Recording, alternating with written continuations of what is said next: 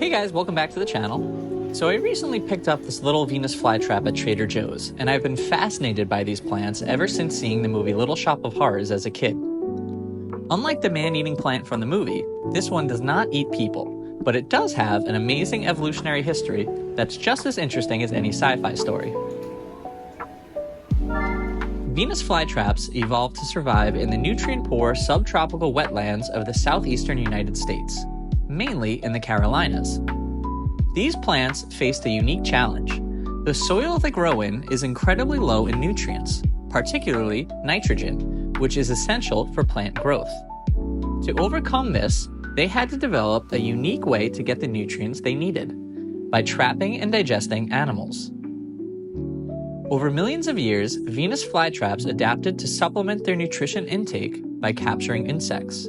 Their leaves evolved into specialized traps, equipped with sensitive trigger hairs. When an unsuspecting insect touches these hairs multiple times, the trap snaps shut, and the plant begins secreting digestive enzymes to absorb the nutrients, especially nitrogen and phosphorus, from its prey. This adaptation allowed them to thrive in environments where other plants struggle. Unlike many other plants that passively wait for nutrients, Venus flytraps have an active mechanism. The snap trap is an energy-efficient system. It only closes when it's sure there's prey inside, thanks to its sensitivity to multiple touches. This helps avoid wasting energy on things like falling debris or raindrops. The Venus flytrap wasn't widely known until the mid-18th century. It was first documented in 1759 by North Carolina Governor Arthur Dobbs, who described it as a catch-fly-sensitive plant. So now that we've covered some of its history and biology, let's move on to potting this amazing little plant. I'm going to pot my Venus flytrap in this glass terrarium that I picked up on Amazon a couple years back. Before I start, I tested it to make sure it holds water without leaking, because we'll be creating a small water reservoir at the bottom. While Venus flytraps don't need tropical humidity, they do need consistently moist soil to mimic the boggy conditions of their native habitat.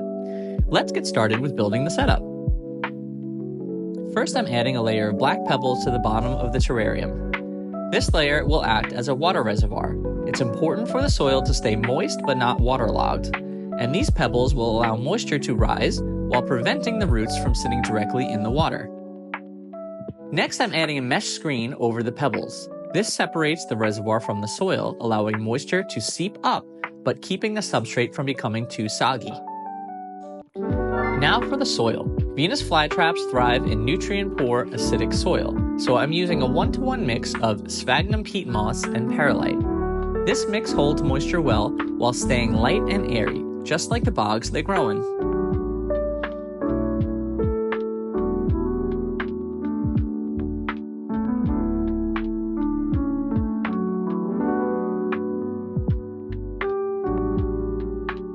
With the soil in place, it's time to carefully pot the Venus flytrap. I'll remove it from its nursery pot and gently spread the roots out, placing it in the terrarium so that the base of the plant sits just above the soil line. Be careful not to bury it too deep. Just like in the wild, these plants sit right on top of the soil.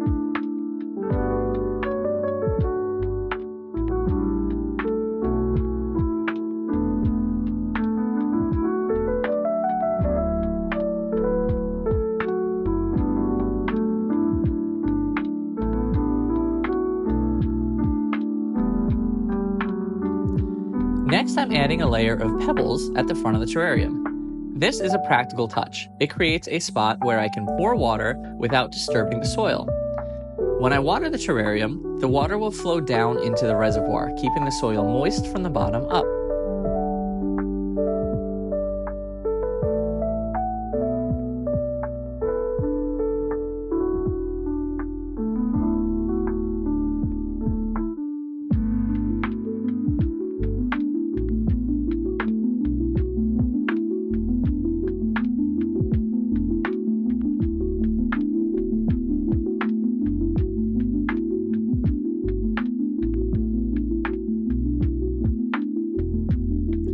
To give the terrarium a more natural look, I'm placing some artificial moss around the plant.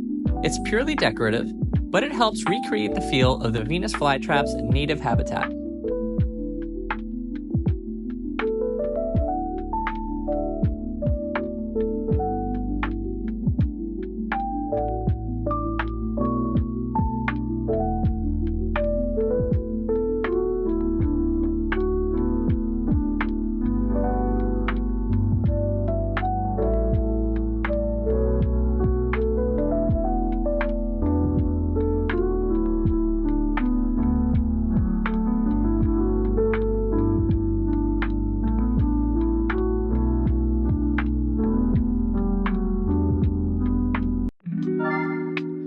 When it comes to watering, you'll want to use distilled or rainwater.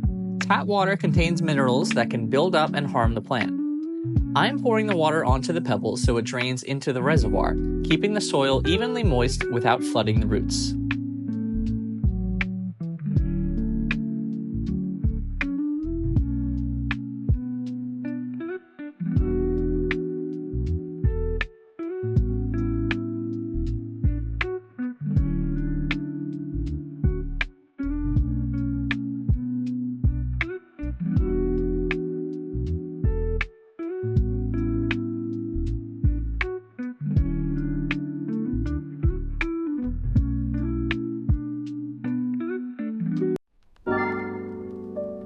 Finally, Venus flytraps need a lot of light.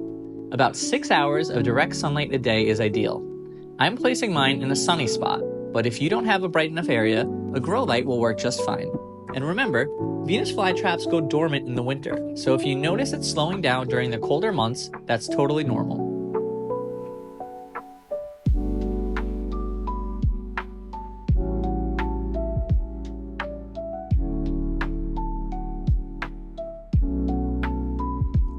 I have to say, I like how this terrarium came out. I think it will grow in really nicely over time. One thing I'm especially happy with is the pebble drain that I put in the front. It's going to make watering a little easier, I think, and it will fill in the water reservoir without disturbing any of the soil or the plant. I really love the bright red color in the traps. They're looking really vibrant.